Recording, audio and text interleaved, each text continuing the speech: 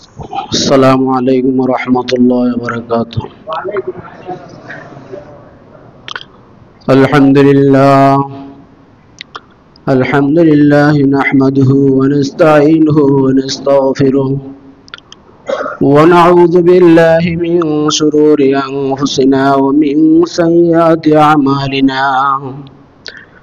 من يهده الله فلا مضل له ومن يضلل فلا هادي له. ونشهد أن لا إله إلا الله وحده لا شريك له. ونشهد أن سيدنا وسندنا وحبيبنا مولانا محمدا عبده ورسوله. أما بعد فقد قال الله تبارك وتعالى في كلامه المجيد والفرقان الحميد بعد أعوذ بالله من الشيطان الرجيم. بسم الله الرحمن الرحيم. وما آتاكم الرسول فخذوه وما نهاكم عنه فانتهوا. وقال رسول الله صلى الله عليه وسلم لا يؤمن أحدكم حتى أكون أحبا إليه من والده وولده والناس أجمعين أو كما قال النبي عليه الصلاة والسلام.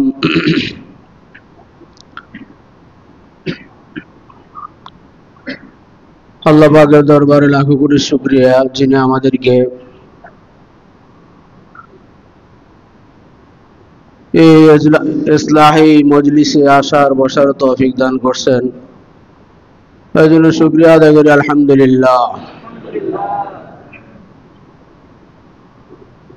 যারা দূরে বসে আছে আর একটু কাছে আসলে ভালো হয় মনে। এদিক দিয়ে একটু কাছে আসো, এদিক দিয়েও কাছে আসো।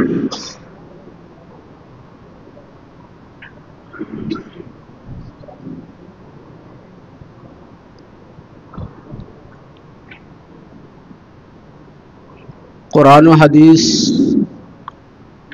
এর মধ্যে আল্লাহ রসুল যতটুকু বলছে অতটুকু আমাদের বোঝাটা সম্ভব নয়। আবার যতটুকু বুঝি অতটুকুর উপর আমল করতেও আমরা পারি না। সব দিক দিয়ে আমরা নাকিসুল আকল। তারপরেও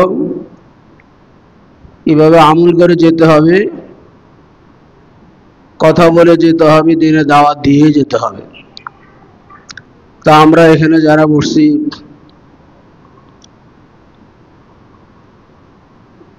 যে আলোচনাগুলো হবে এটা আমরা অন্তর দিয়ে শুনবো, আমলের নিয়তে শুনবো এবং অন্যকে পৌঁছানোর নিয়তে শুনবো। যে কোনো লোকেই কিছু কথাবার্তা বলুক না, অবশ্যই উনি এই ব্যাপারে মেহনত করে কিছু কথাবার্তা বলে। অতএব ওই কথাগুলোকে অন্তর দিয়ে শ্রবণ করা, নিজেকে ছোট মনে করে নম্রতা ভদ্রতার সহিত এগুলোকে শোনা। কিছু আছে দেখা যাচ্ছে মজলিসের মধ্যে বেয়াদবি করে, হাসাহাসি করবে, শয়তানি করবে, একটা আটটাকে গুতা মারবে। এগুলি কিন্তু মজলিসে ঠিক না। আজ খোদা খা হি মে তৌফিক আদব বে আদব মাহরুম গশতাদ ফজল রব। বেয়াদবেরা ইলমে দ্বীনের থেকে মাহরুম থাকে।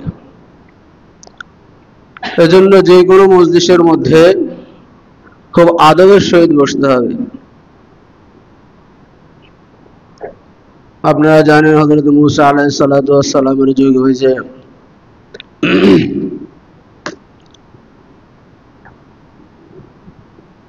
মুসা আলাইহিস সালাতু ওয়াস সালাম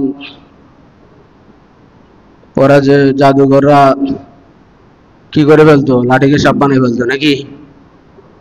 তো ময়দানে গিয়ে বলছে না যে মুসাকে বলছে আপনি আগে লাঠি ফেলান। মুসা বলছে যে আপনারা আগে ফেলান। তো এই যে জাদুঘরগুলো হযরত মুসা আলাইহিস সালাতু ওয়াস সালামকে একটু সম্মান করছিল যে হুজুর আপনি আগে ফেলান। এই সম্মানের কারণে আল্লাহ রাব্বুল আলামিন সমস্ত জাদুঘরদেরকে ঈমান নসিব করে দিয়েছেন। সকলে বলছে রব্বি মুসা ও হারুন, ঈমান আনছে আমরা মুসা এবং হারুন আলাইহিস সালাতু ওয়াস সালামের রবের উপর।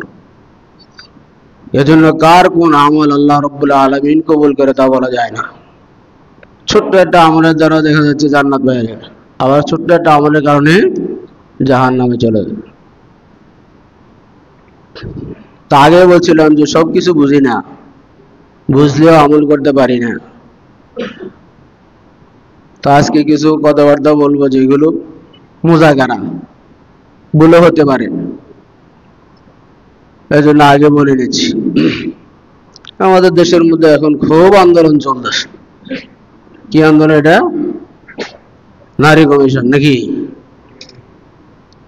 এগুলো এদের দাবি দাবা কি, এগুলো আমাদেরকে বোঝাও দরকার। এবং ইসলাম বিরোধী যদি কোনো জিনিস থেকে থাকে তার ব্যাপারে প্রতিবাদও করা দরকার, না হলে আমি কি মুসলমান হইলাম? কোরআন ও হাদিসের সাথে যদি কোনো সংঘর্ষ হয়, কোরআন ও হাদিসের বিরুদ্ধে যদি কোনো আইন প্রয়োগ করা হয়, তাহলে তার বিরুদ্ধে আপনি অবশ্যই সোচ্চার হতে হবে, তার বিরুদ্ধে কথাবার্তা বলতে হবে। আপনার যতটুকু তৌফিক আছে ততটুকু করবেন। মান কানা মিনকুম মুনকারান ফালইউগাইয়ির বিয়াদিহি ফাইন লাম ইয়াস্তাতি ফাবিলিসানিহি ফাইন লাম ইয়াস্তাতি ফাবিকলবি। শক্তি যদি থাকে তাহলে হাত দিয়া নাকি, তাও যদি না হয় তাহলে মুখ দিয়ে হলেও প্রতিহত করতে হবে। আর যদি আপনি একবারে যঈফুল ঈমানদার হন তাহলে অন্তরে হলেও ঘৃণা করতে হয়। তো অনেক নারী কমিশনের মধ্যে দেখা যাচ্ছে অনেকগুলো আপনার ওরা প্রস্তাব দিয়েছে, তার মধ্যে কয়েকটার ব্যাপারে আলোচনা করার খেয়াল করছি, যদি আল্লাহ পাক তৌফিক দান করে।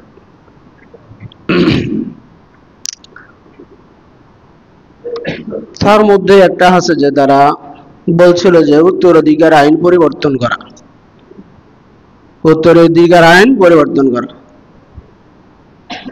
কোরআনে কারীমের মধ্যে আল্লাহ রাব্বুল আলামিন বলেন ওয়ালিযাকারি মিসলু হাযযিল উনসায়াইন ইউসিকুমুল্লাহু ফি আওলাদিকুম নাকি, তোমাদের সন্তানদের ব্যাপারে আল্লাহ তোমাদেরকে ওসিয়ত করেন লিযাকারি মিসলু হাযযিল উনসায়াইন।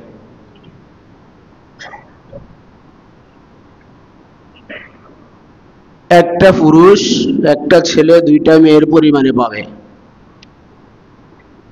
একটা ছেলে যদি 100 টাকা পায়, দুইটা মেয়ে 100 টাকা পাইবে, 50 টাকা করে নাকি হাযযিল উনসায়াইন। তারা এটাকে বলতে চাচ্ছে যে সমান অধিকার দেওয়া। তাহলে এটা কি কোরআনের মুওয়াফিক হলো না মুখালিফ হলো?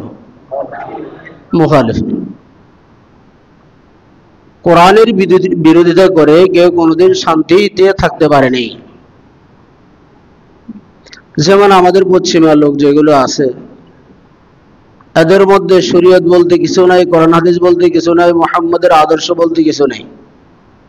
যদিও আমরা তাদেরকে শান্তির মধ্যে দেখতে পাই, মানে আমাদের নজরে বাহ্যিক দৃষ্টিতে ওরা শান্তিতে আছে, কিন্তু আসলে অশান্তির আগুন ধাউ ধাউ করে জ্বলতেছে। আমাদের দেশের সমাজ ব্যবস্থা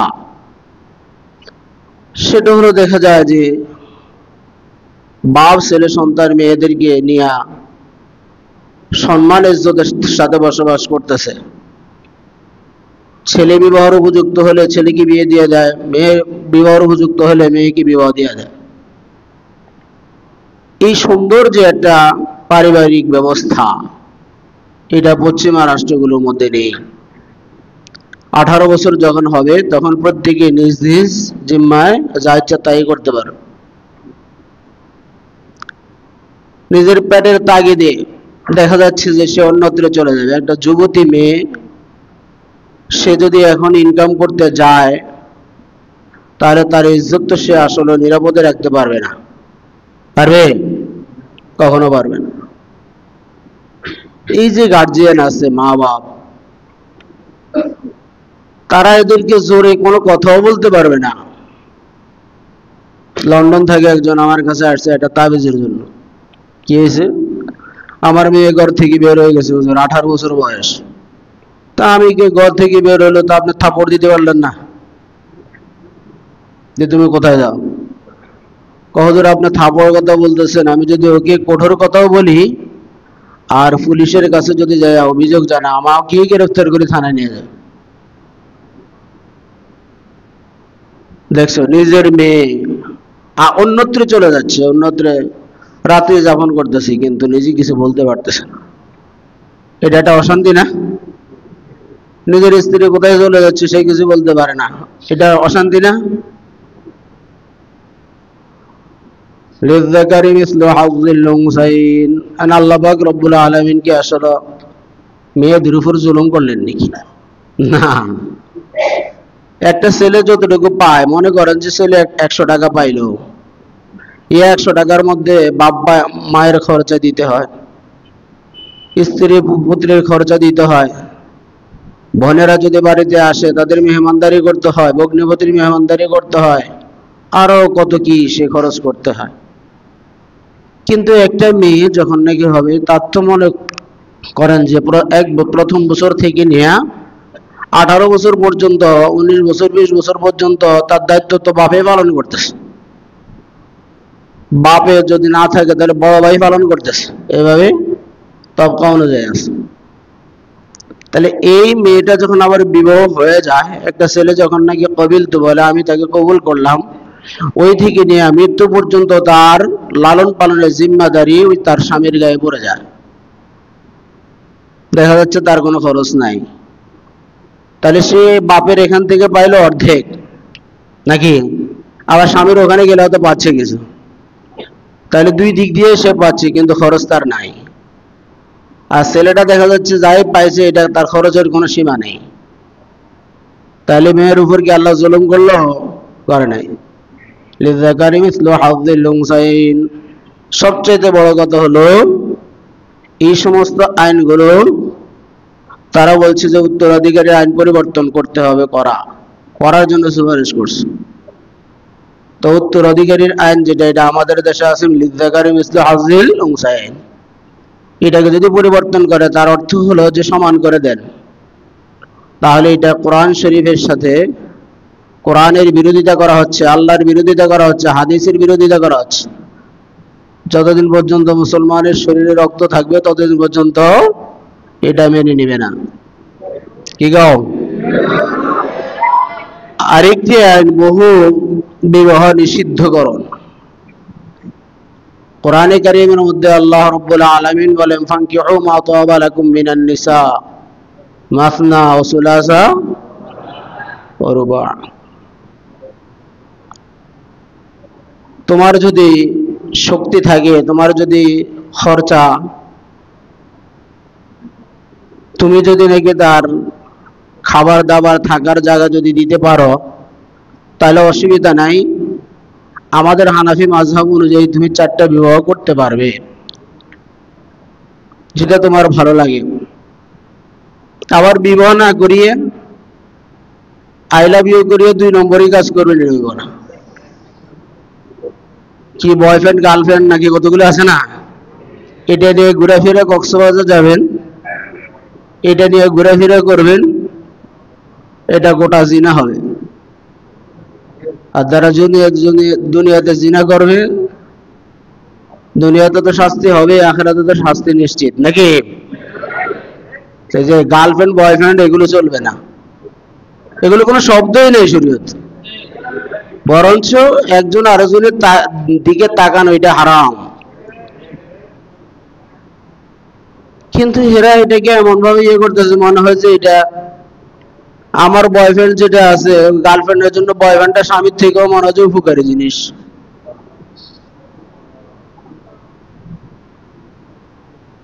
না, এটা আপনি বানিয়ে নিয়েছেন, আসলে এটা কোনো শরীয়তের দৃষ্টিতে এটা বৈধ নাই। শরীয়ত তো জানতে চায় না, বুঝতে চায় না, পড়তে চায় না, জানবে কোত্থেকে, বুঝবে কোত্থেকে, সারাদিন তো অন্যগুলোর মধ্যে থাকে। তাহলে এই জন্য আপনার যদি মনে চায় আপনি খরগোশ যদি দিতে পারেন, আপনি যদি খাবার দাবার দিতে পারেন, থাকার জায়গা যদি দিতে পারেন, 4টাও করতে পারবেন। আবার এমনি 4টে বিবাহ করে গার্মেন্টসে লাগাই দিলেন, প্রতি মাসের শেষে দেখা যাচ্ছে 10,000 করে 40,000 টাকা তাড়াতাড়ি দেয়, আবার যেটা দেয় না তারা যে ফি দেয়। বুঝছেন কথা? এটাও আবার জায়েজ নেই, এটার কথা বলে নেই। আপনি যদি ইজ্জত সম্মানের সাথে 4টাকে 4টা বাড়ি কইরা 4টাকে 4টা ফ্ল্যাটের মধ্যে রেখে দিতে পারেন, এবং কি শরীয়তে আপনার থাকারও তকসিম করে দেওয়া আছে নাকি, একটার কাছে 2 দিন, একটার কাছে 2 দিন, একটার কাছে 2 দিন, এরকম বাড়ি বাড়ি করে নিতে হবে। এটার যদি ব্যতিক্রম হয় তাহলে আল্লাহর কাছে আপনি অবশ্যই ধরা খাবেন। আজকের কথাগুলো কিন্তু বুঝার কথা। মাদ্রাসার ছেলেরা যদিও কিছু পারে, অন্যরা কিন্তু বুঝতে কষ্ট হবে, কি কয় এগুলো, আবার নাকি মামলায় হয়ে যায় আমার নামে। তাহলে 4টে বিবাহ করতে পারবেন যদি আপনার খরগোশ দেওয়া, থাকা, খাবার এর ব্যবস্থা যদি আপনি করতে পারেন, এবং যদি আপনার শক্তি থাকে শরীরে। আপনার শরীরে শক্তি নাই, করতে পারেন না, 5টা 4টা বিবাহ করে বসছেন, এটা হবে না। তার কারণ হলো, কারো তো যে আপনার দেখা যাচ্ছে যে ইশতেহা আছে, সেটাকে আপনি লঙ্ঘন করতেছেন নাকি, আপনার দ্বারা এটা নষ্ট হচ্ছে। فانكحوا ما طاب لكم من النساء مثنى وثلاث ورباع। দেখেন আমাদের নবী মুহাম্মদুর রাসূলুল্লাহ সাল্লাল্লাহু আলাইহি ওয়াসাল্লাম দেখাই দিয়েছেন, রাসূল কয়টা বিবাহ করেছেন? 9টা। কোন জায়গা আছে 11টা নাকি? হ্যাঁ, আবার বললেন হুজুরে 11টা করছে, তা আমরা 11টা করব। আমাদের আবার মাযহাবের ব্যাপার আছে। কোন মাযহাবে যদি আপনি কোন মাযহাব অবলম্বন করলে 18টাও করতে পারেন, অসুবিধা নেই। 2-4 বছর পরে দেখা যাবে যে আপনার ছেলে লাইন ধরে গেছে, মেয়ে লাইন ধরে গেছে, আপনি চিনতে পারতেছেন না। বুঝেন নাই? 18টা যদি বিয়ে করেন, প্রতি বছর যদি 18টা করে হয়, তো কম দিয়ে কটা হইব? নিজেরটা তো নিজেই চিনতে পারবেন না নাকি? আচ্ছা যাক, এটা হচ্ছে অন্যটা। তাহলে দেখা যায় আপনার শরীরে যদি শক্তি থাকে তাহলে আপনি কি বিবাহ করবেন। আবার এটা করা যাবে না যে আপনি 4টাকে বিবাহ করে 2টা আপনি ইস্তেমাল করেন, 2টা আবার আপনি বন্ধুকে দিয়ে দিলেন, এটাও হবে না। একটা বন্ধুকে দিলেন, তাও হবে না। সবগুলিকে শরঈ পর্দার মধ্যে আপনাকে রাখতে হবে, সবগুলোর নিয়ন্ত্রণ আপনার হাতে থাকতে হবে, তখন যায় আপনি সওয়াব পাবেন। আর না হলে এদের গুনাহের কারণেই দুনিয়াতে অশান্তি, আখিরাতেও অশান্তি। আবার মেয়েরা যারা আছে এরা কিন্তু ছেলেদের হককে আবার নষ্ট করে। দেখা যাচ্ছে উনি একবারে বৃদ্ধ হয়ে গেছে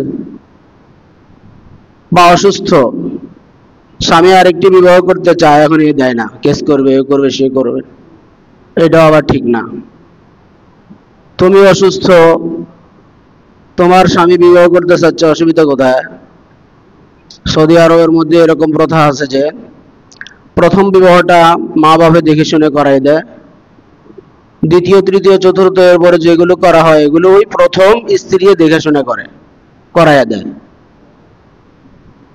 এটা হলো যে আপনার শরীয়তের ইন্তজাম নাকি। আর আমাদের দেশে তো গুলি করে মারব, লোক ধরাইবে, বিবাহ যে দিন করবো ওই দিন রাত্রে মনে হয় যে তাকে ফিনিশ করে দিবে।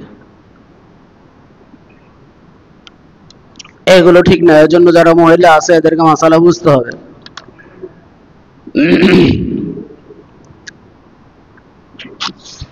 আরেকটা আইনের জন্য সুপারিশ করছে, স্ত্রী যদি নাকি স্ত্রীকে যদি জোরপূর্বক তার সাথে সহবাস করা হয় তাহলে ধর্ষণ মামলা করতে পারবে, দর্শনের মাধ্যমে গণ্য হবে। দর্শনকারীরা তাও তো বুঝে না,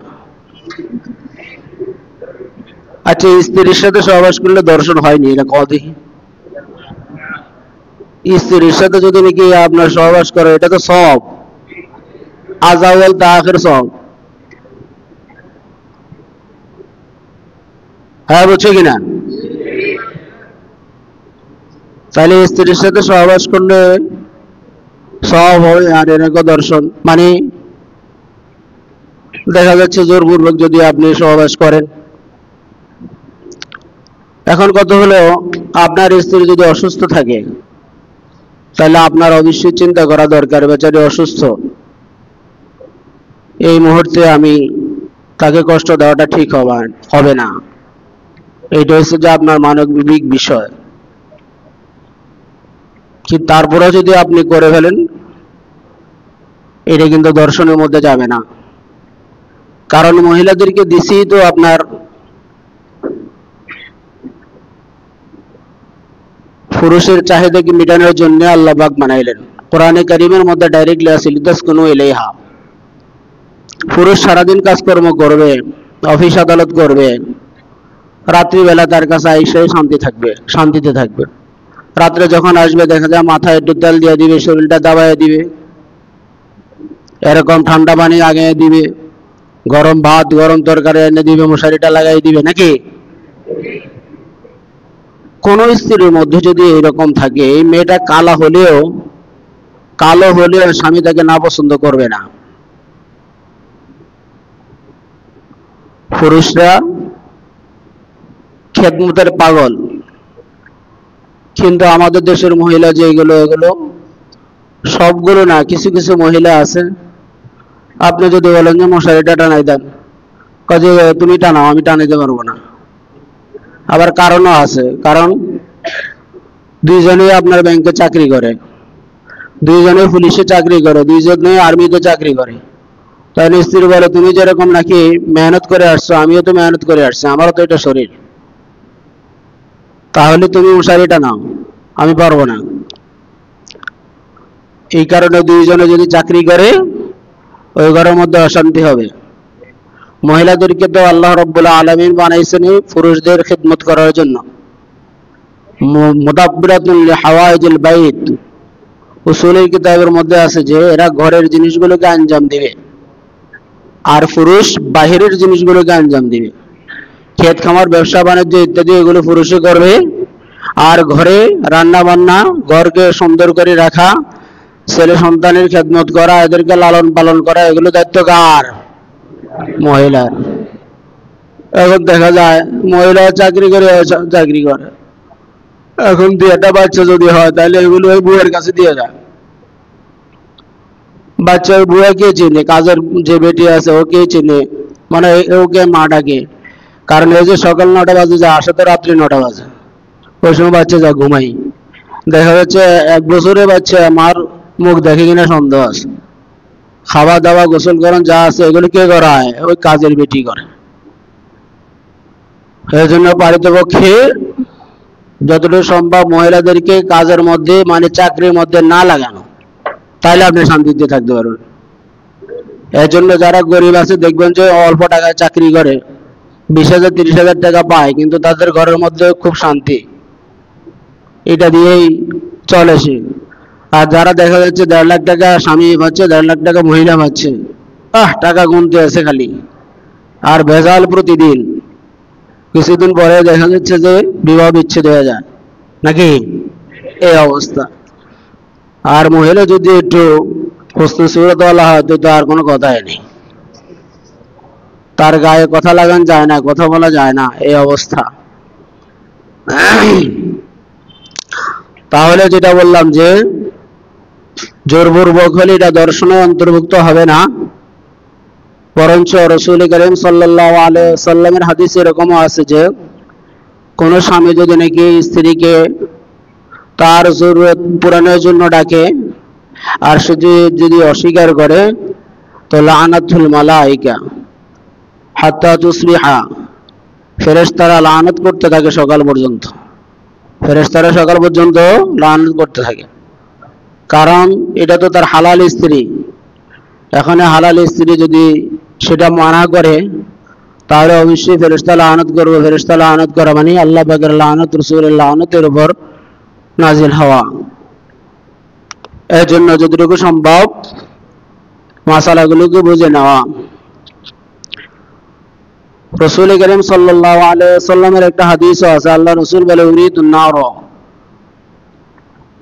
জাহান্নামের মধ্যে আমাকে দেখানো হয়েছে যে জাহান্নামের অধিকাংশ লোক হলো মহিলা।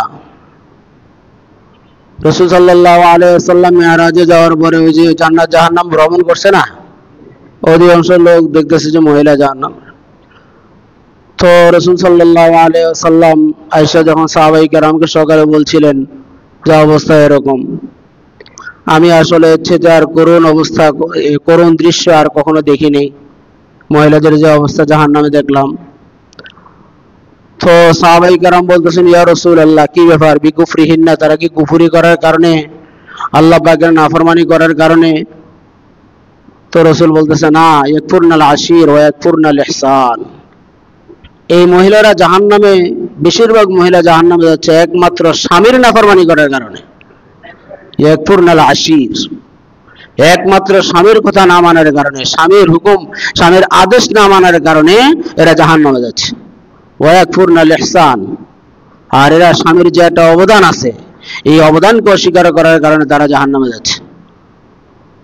একটা ছেলে মাথা থেকে পা পর্যন্ত ঘামকে ফেলে তার জন্য অর্জন করতেছে অনেক কিছু, প্রতিদিন তাকে ভালো খাবার দিচ্ছে, ভালো থাকার দিচ্ছে, নাকি? একদিন যদি হয়তো দেখা যাচ্ছে বাজার ভালো করে করতে পারে নাই, তার জন্য হয়তো শাড়িটা আনতে পারে না বা একটা মার্কেট ভালো করে করতে পারে নাই, তখন এই পল্টি নিবে, উল্টে যাবে, বলবে যে তোমার কাছে জীবনে আর কোনোদিন শান্তি পাইলাম না, তোমার কাছে আইসা জীবনে কোনোদিন মা রাআইতু মিনকা খায়রান কাত্তু, মা রাআইতু মিনকা খায়রান, আমি কখনো আইসা তোমার কাছে আর ভালোই শান্তি পাইলাম না। তাহলে মাত্র একটা জিনিসের কারণে, একটা শাড়ি আনতে পারে নাই, এই কারণে দেখা যাচ্ছে সব অস্বীকার করে দিচ্ছে। তো মহিলারা বেশি জাহান্নামে যাবে এই কারণে, স্বামীর নাফরমানি করার কারণে। রাসূল করিম সাল্লাল্লাহু আলাইহি ওয়াসাল্লাম বলছিলেন যে আল্লাহ রাব্বুল আলামিনের পরে যদি কাউকে সিজদা করার জন্য আমি বলতাম, তাহলে বলতাম যে ও মহিলারা, তোমরা তোমাদের স্বামীকে সিজদা করো। তাহলে কতটুকু স্বামীর মর্যাদা! কোন মহিলা যদি নাকি স্বামীকে সম্মান আর ইজ্জত যদি না করে, স্বামীকে যদি দাম না দেয়, তাহলে সে জাহান্নামে একবারে সোজা চলে যায়। তাকে যদি জান্নাত পেতে হয় তাহলে অবশ্যই স্বামীকে খুশি রাখতে হবে। এখন স্বামী স্ত্রীকে খুশি রাখতে হয়, অবস্থা উল্টে গেছে, পরিবর্তন হয়ে গেছে, মাসালা জানে না। এজন্য স্ত্রী যারা আছে, মহিলা যারা আছে, এরা অবশ্যই স্বামীর অনুকরণ করতে হবে, স্বামী যে কথা বলে এই কথা মানতে হবে। তবে লা তাআতা লিমাখলুকিন ফি মাসিয়াতিল খালিক, স্বামী যদি বলে যে আমার বন্ধুর সাথে চলে যাও, 2 রাত্রি থাকো, এটা কিন্তু মানা যাবে না। লা তাআতা লিমাখলুকিন ফি মাসিয়াতিল খালিক, আল্লাহ পাকের নাফরমানির মধ্যে কোনো মাখলুক এটা তো চলবে না। অতএব কারণে শরীয়তের গণ্ডির ভিতরে থাকা যে সমস্ত কথাগুলো স্বামী বলে সেগুলি অবশ্যই মানবে। আরেকটা আইন করলো যে তালাকের সমান অধিকার, তালাকের সমান অধিকার, স্ত্রীও তালাক দিতে পারবে, মানে ছেলেও তালাক দিতে পারবে, আবার মেয়েও কি তালাক দিতে পারবে। অথচ তালাকের অধিকার আল্লাহ রাব্বুল আলামিন দিয়ে রাখছেন কাকে? ছেলেকে। আর রিজালু কাওয়ামুনা আলান নিসা,